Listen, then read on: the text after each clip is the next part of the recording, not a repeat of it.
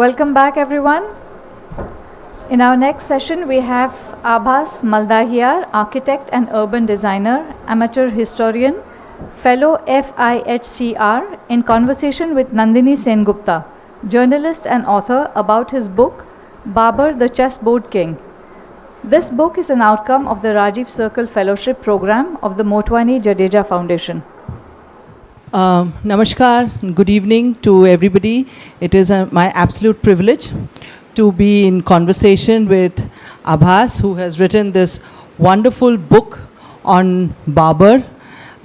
This book is, very quickly, I just want to tell you about this book. It's a very interesting book for the simple reason that for the first time we have an Indic author who has taken the pains to learn Persian and make his own translations rather than depend on translations by Beveridge or others. First of all, those translations were done many years ago, some of them more than 100 years ago. And also they were from a different time frame, so they come with some kind of colonial baggage. So this book is very interesting because it is a fresh perspective on Babar's own memoirs. And we have with us Abhas ji. Welcome to PLF. Namaste to everyone, and thank you for having me here. I'm looking forward for the conversation. So, the one thing that struck me when I started reading the book is that the pen pictures that sort of jump out, and they jump out quite early on in the book. Like there is a very funny pen picture of Babar's father, who was like me, was a man of substance, liked to eat well, clearly, and he used to wear very tight kurtas, like tunics. And when he, sort of took a deep breath or laughed or something, the buttons would pop. So we kind of connect the image of Babar with either a very fierce warrior or somebody who was a mass murderer or an iconoclast or an empire builder. We don't connect him with humor. Would you like to talk a little bit about that? Yes, for sure. So when I took up this task to do the entire biography of Babar, I wanted to be as much honest as possible. It should look like a biography rather than being a pamphlet of one wing. Rather, I always say that I don't want wing because I'm a Dharti Putra. I don't want right wing, I don't want left wing. I want to be grounded. So the moment you try to make a pamphlet from a left wing, it will be all about economy. Economy is what drives the invasions, and somehow there is no religious motive. When you will pick a very right-wing narrative, at times it will be only focusing on the invasions and how many people were killed and what loss we went through. But biography is a lot more than being a pamphlet. It has to really give each and every substance of that person. Like I say that Babar was actually a very good poet. It may upset a lot of people because we want to just see a portrait of Babar as someone who is coming and demolishing, destroying, killing, making the skull heads and whatnot. But there was other side of Babar too. And why I wanted to focus on it is that if we see the things happening around us in the society right now, the people may be just one of our neighbor at times. You may find that something has occurred, the person was just living few kilometers away from you. And so it's very important to paint the villains and the heroes not as the gods or demons, but as just very common people, so that we can really be prepared that it can happen anything around us. So it was more to humanize Babar. Again, this may hurt a lot of people, but when I say that I want to humanize him, I want to show a picture that he's a very human person, and it can't just be any other human who can do any wrong with you. And at the same time, when you are looking at the human picture, you can't say ignore, when you are even talking about the biography of Hitler, you can't ignore the paintings what he made if you're talking about the biography. Likewise, I'm talking about Babar, I can't ignore his humor, I can't ignore his poetry skills, I can't ignore him being a very good family man compared to other successors. So I meticulously like to address those things so that they can become like a larger biography than being serving like a pamphlet to anybody. So the banality of evil is always interesting to notice, because many of the Nazi, concentration camp guards were also, family men. But coming back to this particular book, I'd like to ask you first off, to what extent was the question of his legacy's legitimacy important for Babur becoming a conqueror? Because he could neither be a caliph nor be a Khan. Although he was tracing lineage from Amir Timur and from Genghis Khan and so on. As a Timurid, he could neither be a caliph nor be a Khan. So, and he lost his kingdom. He lost Samarkand. So he was pretty much a leader in search of an empire. To what extent was that critical to him turning into a conqueror and also looking at India? So it's very interesting because this sickness of becoming caliph starts from, say, Taimur and goes till Akbar. In fact, Akbar also wanted to become caliph. That's why he was sending lot of money, in fact, not bunch of, say, 6 lakh rupees to Makkah to lure the amirs over there so that he can become the caliph. But finally, one fine day, Ottomans kicked him out and he just couldn't pursue what he wanted to do. But Babur had a lot more than this sickness of becoming caliph or becoming Khan. Not Khan because he hated the Mughals. And it's such an irony that though he hated Mughals are the people who come from the lineage of Changiz. And those who come from the lineage of Taimur are Timurids. In fact, the empire what he established was called Timurid Gurkhania. Babur also named the empire the same. Akbar called it the Empire of Hindustan. That's but no one called it the Mughal Empire. And when you read Baburnama, you will find it quite astonishing if people say that Babur established Mughal Empire, that he's abusing Mughals many times. He says that wherever Mughals go, there is unrest. There is no peace. So the man who hates Mughals so much, we are we just came on to say that Babur established the Mughal Empire. It's an irony. Now, as far as his conquering is concerned, it was more inspired from 2 ideas. One was because he lost his father at the age of 11. Yes. He grew up hearing the story from grandmothers from both the side. And the grandmother would tell the tale of Changiz and Taimur. Somehow Taimur had a very strong influence on Babur. And if one reads the autobiography of Babur, biography of Taimur, written by Yazdi makes it clear that one very core purpose of Amir Taimur is to Islamize whole of the world. And when he walks into the battle with, say, the polytheist, he takes the prescription from the holy book. He's literally doing it, that what I need to do with them. Now, Babur often quotes Amir Taimur in Baburnama. He says that I have to fulfill his dream. He's cryptic, that what he's trying to say, but he talks about the dream. Now, the way he treats the Hindus later on, like on the eve of the Battle of Kanwa, he says that he leaves drinking alcohol. So he destroys the pots of alcohol. And he says that the way I have destroyed the pots of alcohol, that's how I'm going to destroy the idols of the Hindus. In fact, he's comparing our gods with the pots of alcohol. So he had that kind of disdain. At the same time, he was a chessboard king, as my book has a subtitle. Now, a lot of people may think that I am trying to make a hero out of Babur, but the truth is that those who play chess would know that what is the awqat of a chessboard king. He can just go 45-degree right, left, and back and forth. So that was the life of Babur too. He gets Samarkand, loses it immediately, runs back to Andijan because he is a threat, loses Andijan while he's on the way, back and forth goes on. He has an arch enemy, Shaibani Khan. It's like a Tom and Jerry game, that where the Babur goes, Shaibani follows, Babur runs away, again Shaibani comes. It goes on and on till the time he has come to Kabul. And so he had no territory, he wanted territory, and moving east was making more sense because of the fear of Shaibani. And at the same time, he writes in Baburnama that Bharat or Hindustan is a land which is full of docile people, as in people who will do anything for you at much ease.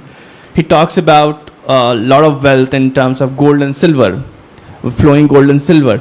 So he has in fact carried away a lot of wealth. People say that wo aaye yahi ke rah ke reh gaye, but this is not true.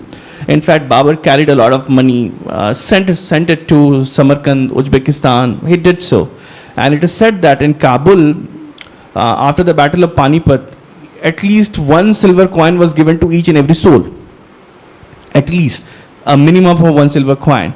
And it's happening in 1526 CE. So he had one his intent of Islamizing Bharat for sure, which is quite cryptic, but this is our high decipher because of his later sayings in Baburnama, what he's thinking about the Hindus. And at the same time, of course, he had no territories. Somehow Hindustan looked like a place which has kind of a vacuum, and so he thought to pounce upon it. He'd made 5 attempts to get into Hindustan. So it's interesting that you talk about Babur's obsession with Amit Timur. Just a couple of months ago in December, last December, my daughter and I, we traveled to Uzbekistan. So we went to Samarkand and we went to Fergana. I'm telling you this because of the way he's perceived in his so-called homeland. So if you go to Samarkand and you go to Fergana, you will find Babur is a footnote. The main character for them is Amit Timur. It's not Babur. And even if you look at the tree, it's in one corner it is Babur, and then, all the Mughals up to Aurangzeb it is mentioned, but it's very much like a footnote. So is this Timurid obsession with tom-tomming their Timurid lineage a result of the fact that they were actually quite irrelevant to the land of their birth? So it's quite interesting because Babur got all the fame in Kabul. And that's the reason why, in fact, he wanted to be buried in Kabul. A lot of people say that he hated Hindustan, so he wanted to be moved and buried in Kabul. But because Kabul is a land where he first saw the riches, where he first saw that, yes, I can have an empire. He could never get anything. And right from the time of the death of his father, he has been fighting wars with his all brothers, blood brothers, and both from maternal and paternal side. So no one wanted him to become any kind of emperor. Only it so happens that around 1504, when there is no Timurid prince alive, that's when, not powerful Timurid prince alive, then all the princes come together and they say to Babur that, can you become our Padshah? So he accepts the offer because he was dying to get it. But they just wanted to have somebody who can face the brute of Shaibani, because Shaibani was always against the Timurids. So that's how they conspired. Now, Babur was always... So the moment he enters into Hindustan, he wins the Battle of Panipat. That also with... somehow I felt a lot of sympathy for Lodi when I was reading the way he dealt with Lodi. I never felt that I will have sympathy for Lodi, but the way Babur dealt Lodi, which should come in my book too. So he in fact went on to use idea of human shields against Lodi. Now, all these tactics were giving him some more, showing him as a very powerful Sardar, because that was the period for the Mohammedans of that reason, that more and more brutal you get, more and more deceit you use, more and more you do something just to be one who can establish an empire by hook or by crook. You are the best of the person. So for these reasons, say the northwestern provinces, or say the northern India for a while, he started becoming a very powerful chap for them, because they were very worried from Lodi too. Because Lodi... It was shock and awe. Yes, actually. And that transformed whole of the thing from Babur, from being a chessboard king to becoming somebody whom people will start to look upon. And it's so ironical that in Afghanistan also, people still celebrate Babur. But Babur killed Afghans like anything, despite they were Muslims. In fact, they came to surrender. But he said that because you have surrendered late, so you are bound to be killed. And he slaughtered them head towers were made, and he literally counted them 1, 2, 3, 200, and then in the evening he will write in Babarnama as a poem. So you can imagine the psyche of the person. He kills them, counts them, and writes a poem around it. Charming man. So, I want to ask you about Babur and Shaibani, because that takes part in your book, right in the middle of your book, and it seemed to be a very sort of cat and mouse game that was happening. I want to just go back to the experience that my daughter and I had in Samarkand, and it's very interesting that if you ask Uzbeks today, and they kind of in some way revere Shaibani Khan, because he was the one, they were telling me, the local historians were telling me that the land Uzbekistan came from Shaibani, because he was Uzbek and he was the one who got all the tribes together and all that. So he is given more respect in that land, in Samarkand, in Fergana and all those places than Babur does. So to what extent did Babur have this kind of inferiority complex, do you think, working? Because he was pretty much driven out of his, usual sort of territory where he was playing around, his playground, by Shaibani Khan. So because Shaibani's legacies goes back to Babur's uncle. Right. So there was a battle in the late 15th century between the Mughals and the Timurids. So Mughals are being headed by Mahmud Khan, and on the side of Timurids it's Ahmad Mirza, who is uncle of Babur. Shaibani Khan happened to be on the side of Ahmad Mirza with the 3,000 Uzbeks. They were fighting for the Timurid side. But Mahmud Khan lures him, and they defect. And the 3,000 people, and finally in the battle of Cherkik, the Mughals win and the Timurids are defeated. And then Mahmud Khan tells him to start conquering the places whatever Ahmad Mirza has. So his mission or agenda itself becomes, or rather you can say the KRA in a corporate terms, it's just to snatch away anything what Ahmad Mirza has. It goes back to the other Mirzas as well. So wherever the Mirzas are there, that's where Shaibani will come. And because all these people were looking upon Babur as his leader, so he was always behind Babur. He thought that if Babur is killed and he's just finished, then maybe that he can further legitimize his thing. And it's so true that he established the Khanate of Bukhara. Then he was the person who established the whole empire called Shaibani. I am missing the name. So established an empire too. And earlier the Uzbeks always used to be like mercenaries. But he gave them a lot of legitimacy. They became like one of the houses, like the Timurids, like the Mughals. And Shaibani Khan, interestingly, comes from the lineage of second son, the eldest son of Genghis Khan, Jochi Khan. And Jochi Khan's son, Barke Khan, was the first convert to Islam.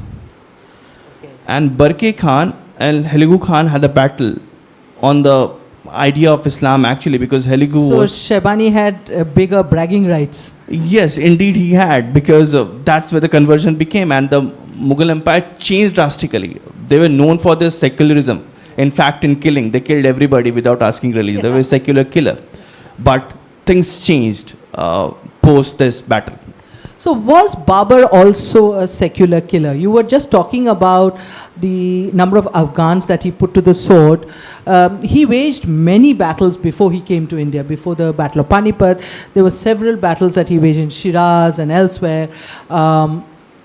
Did he do the kind of stuff that he did in India? You know, all those mountains of skulls, all that shock and awe. Was that a technique that he used elsewhere as well, or it was only reserved for India because of his religious bigotry and iconoclasm? So Babur began to make the skull tower from Afghanistan onwards. And the first instance which I came across was when he was moving towards Thal. Thal is a place.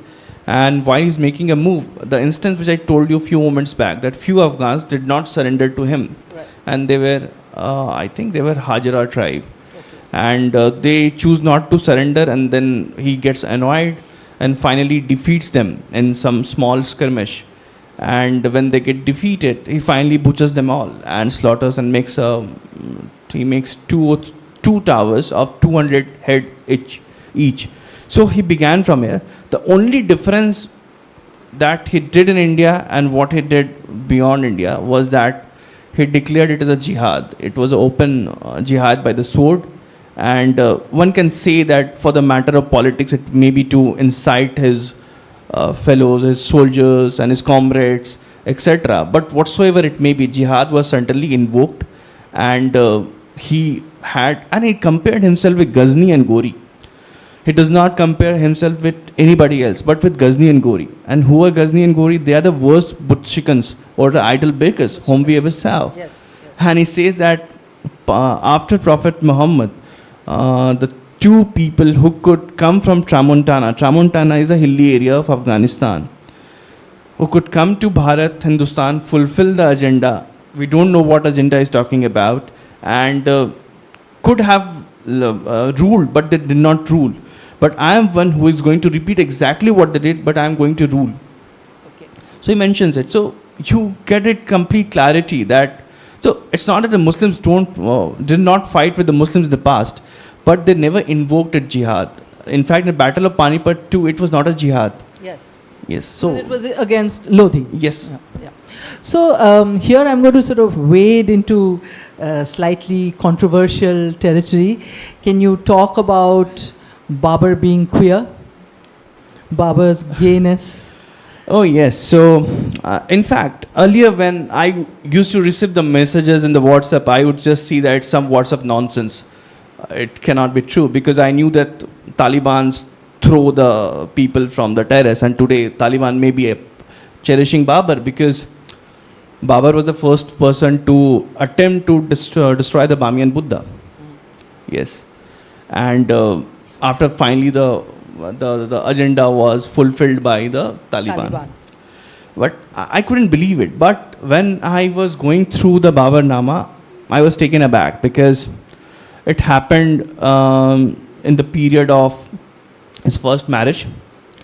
He's married to Aisha, and then he says that I am not very interested to live with Aisha, but I found a boy, his name is Baburi, in the Camp Bazaar of Kabul, and when I look into his eyes, I feel shy. My eyes just turn down. I'm madly in love with, he uses the term love, and madly in love with Baburi. I'm wandering here and there to get him. And while he's disinterested in spending time with his wife, he's very interested in calling this person to his court and talking to him, writing poems for him. And the context is first marriage. It's happening exactly when he's married for the first time, and he's writing these poems for this gentleman Baburi. And at the same time, his mother is pushing that you need to live with you, because we need to bring the successors, the empire must. So that's how he changes a bit after 6 months or so. That's been the story. Very interesting. So I also want to understand, because you're talking about how Babur becomes a ruler. He says very early on that I'm different from Ghori or Ghazni, because I am going to rule this place.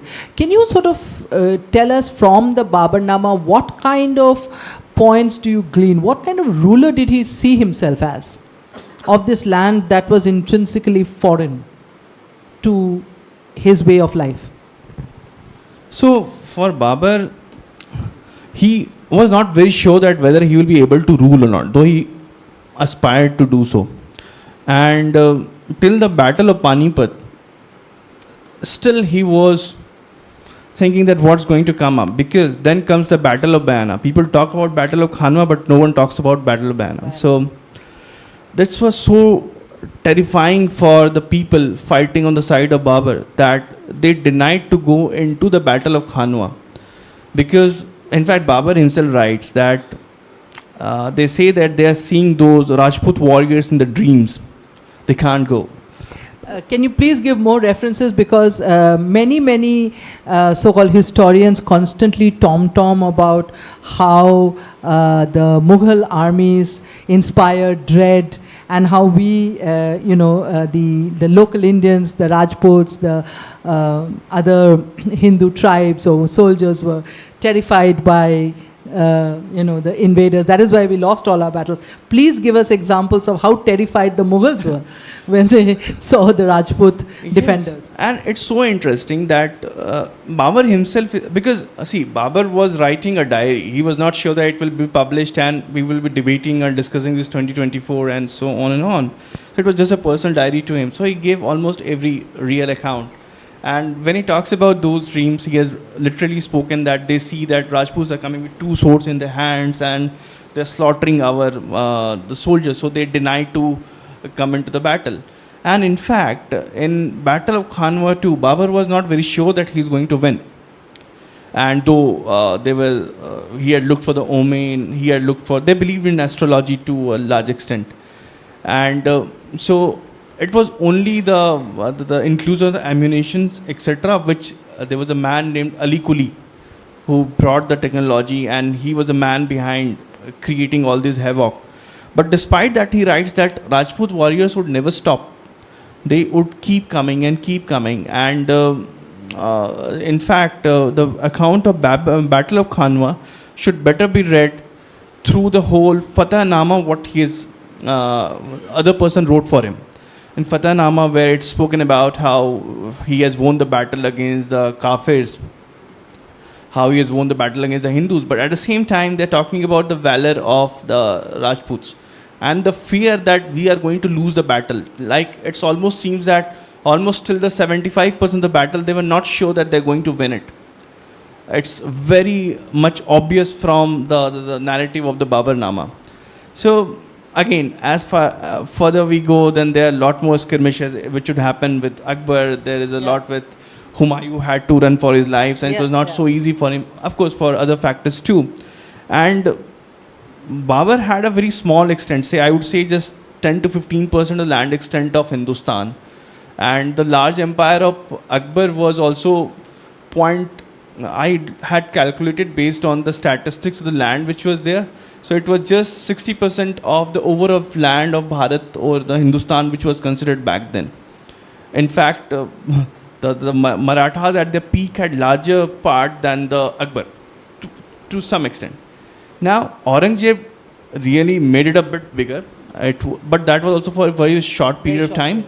And that madness of conquering Deccan would make him just lose his life. He lost it because of his madness for the Deccan. Yeah. So, in fact, these people could never consolidate themselves, and they never saw, at the same time, I must make a point that they never saw Hindustan as their motherland. They always wanted to go back to Samarkand. That is something that not just Babur but his successors, even as late as I think Shah Jahan sent the campaign of Balkh to Samarkand. So they were always harking to this, Central Asian homeland, and here we are saying that they are Indian rulers. No, never. They never considered themselves as Indians at all. You have multiple cases to prove it. So can you also, again, one of the things that, I don't know whether this is WhatsApp University or not, but one of the things that we keep hearing that Babur writes in Babur-Nama is that apart from mangoes, he hates pretty much everything about India. The melons are better in Samarkand, the grapes are better, the climate is better, the water is better, people are better, everything is better. So when you were reading the Babur-Nama, what does he say about India? Oh, he loved the riches of India. So that's the most important thing, that even in the time of now, where your job is, that's where you stay. It doesn't matter that what water you're drinking or how saline the water, you will stay there. So he in fact criticized the food, people too. In fact, he did not like, he talks about the aesthetics of Indians, that it's terrible. Indians have aesthetics. Yes. But it also gives you a lot of hint that it's a very vague diary writing, that at times say that 7 days back you wrote something, you may contradict yourself. And I come to this from a point that Like we are told that they gave us architecture, they gave us biryani, they gave us Falnani, everything. Okay, let it be there. Now, the biggest architecture, what they still have is the tomb of the mausoleum of Amir Taimur. That's the biggest one. That is smaller than the size of the Taj Mahal. And Babur himself mentioned that they had to call 100 artisans from India to build that. So even Amir Taimur in 14th century needed 100 artisans from India because he had commissioned it later on. After his death, he will be. So it further tells you that indirectly Babur is appreciating India. But he is talking about irrelevant things, that he does not like few fruits here. He does not like how people dress, because the dress of India was much more different than how they wore.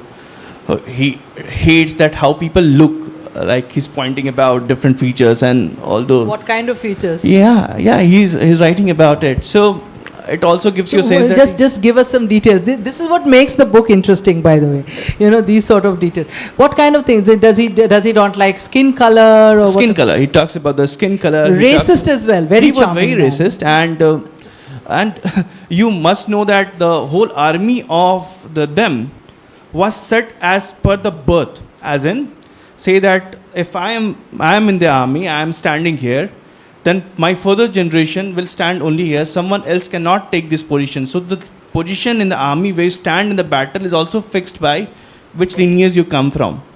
And there are many more instances where it's spoken about the high birth, etc. And you were told that it's alien to Islam, but it was not alien to the Islamic society for sure. Society is what defines that what you are, not what you do through the jargons, through some writings. I'm going to ask you a little bit about this famed women in his life.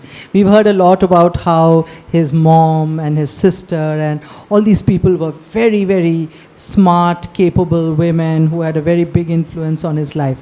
Can you talk a little bit about what he writes about them in the Baburnama?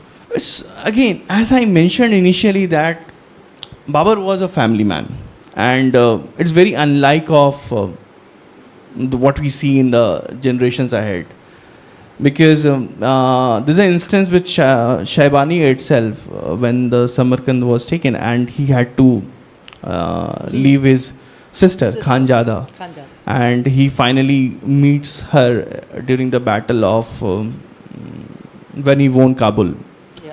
So it's a very long span, and that story, if you just read it in isolation, it will look like a very tragic story. It's not that Babur does not want to save her, but he has no choice because he has to take his people. The siege is not going to stop. His people are dying. And again, it comes back to whether he was fulfilling a duty to give away his sister or what. Again, this can be debated around. But not much spoken about Khanjada. The kind of sacrifice what she made.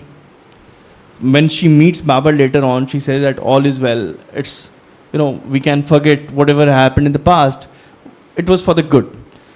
His grandmother, again in fact, grandmother from the side of the mother, she was a very fierce lady. And in fact, she taught Babur that all the Rajniti, he taught him that how you are supposed to, in fact, there's a whole chapter around the eating habits, that how do you eat like the civilized Mughal, because she was trying to bring a lot of the Mughal while he was from the Timurid side. Mughals thought that Timurids are uncivilized and the Timurids thought that the Mughals are, and vice versa.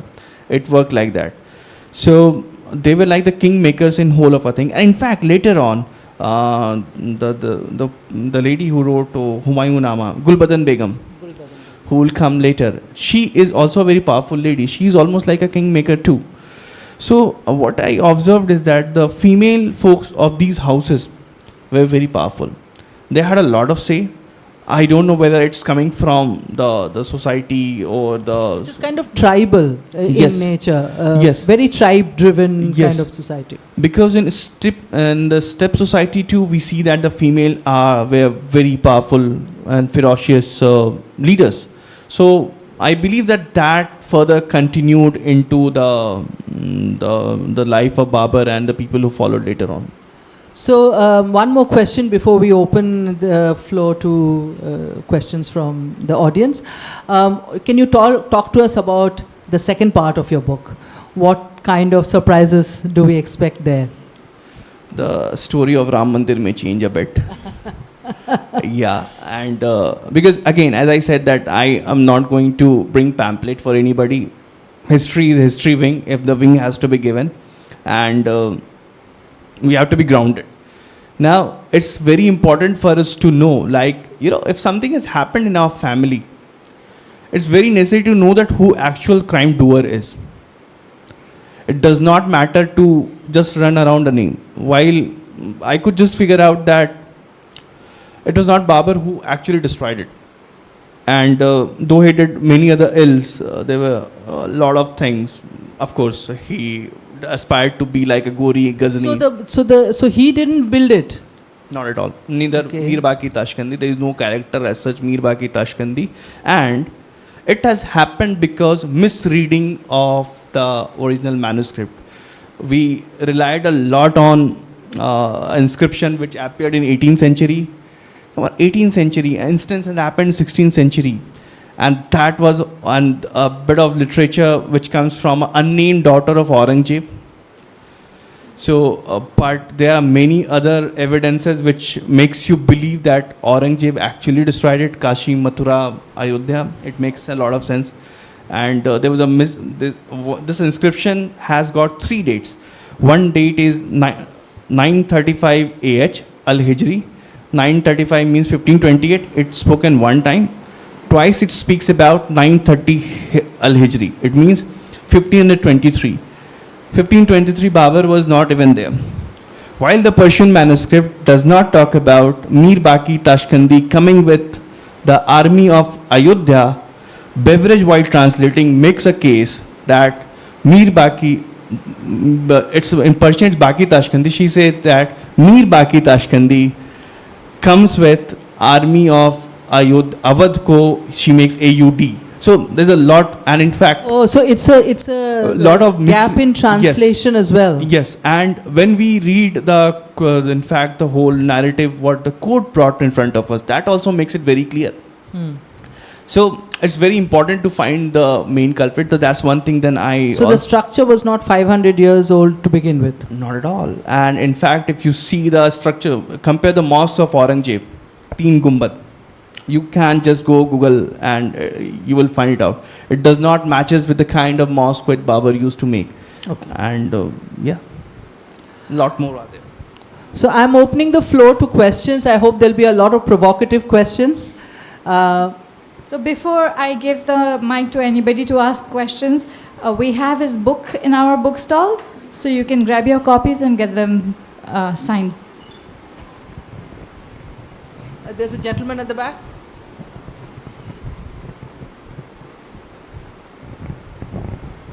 Hello, Mr. Abbas. Are you planning to write a book on Baburi? No, it's not much significant. But Babri as in mosque or Babri the character? The character.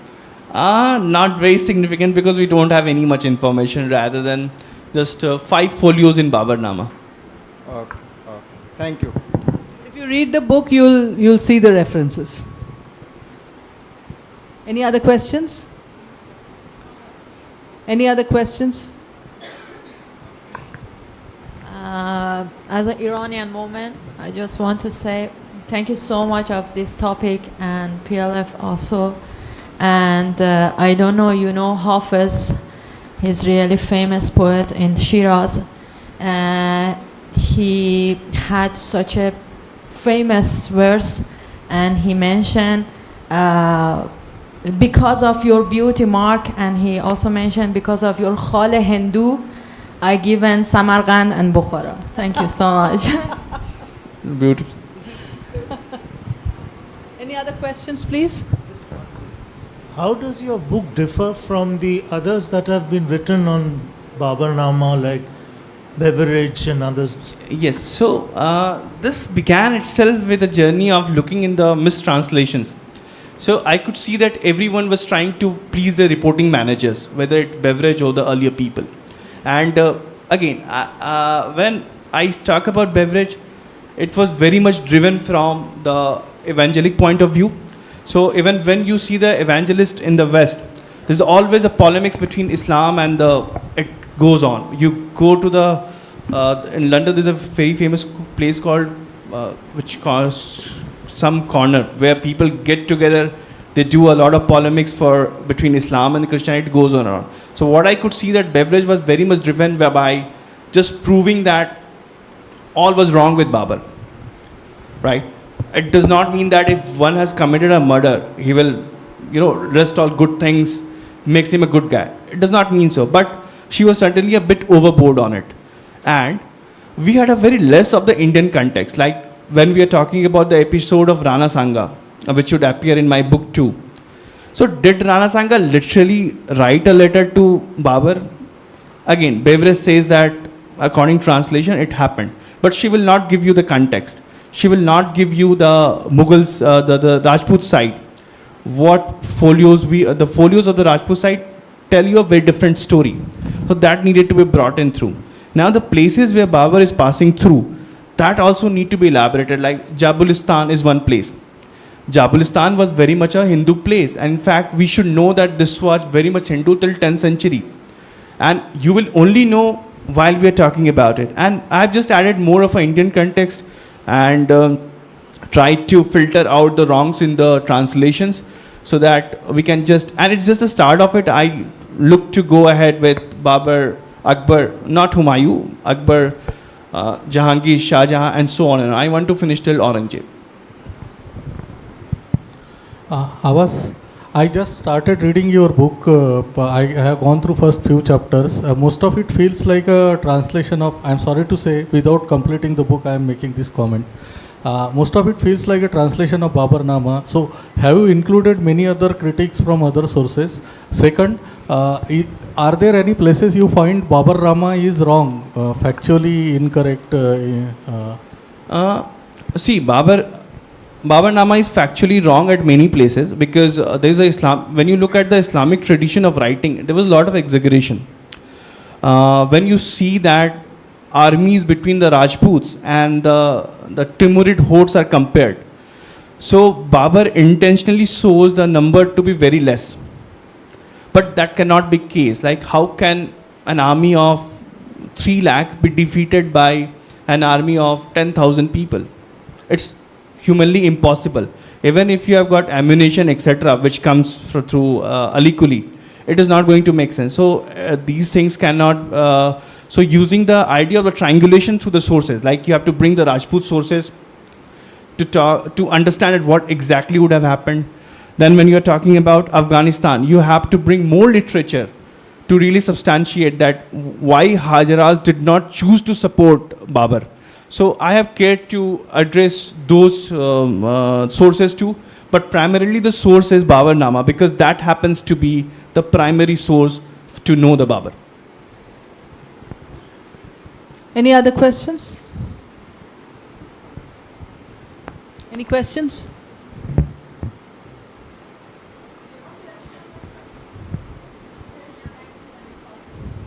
Yes. No? Oh, this is just 30 seconds. Okay. Thank you very much, Abbas. And I hope you will buy the book and read it. Like I said, it's an important book because it's an Indian perspective on a very interesting journal written 500 years ago. Thank you. Thank you.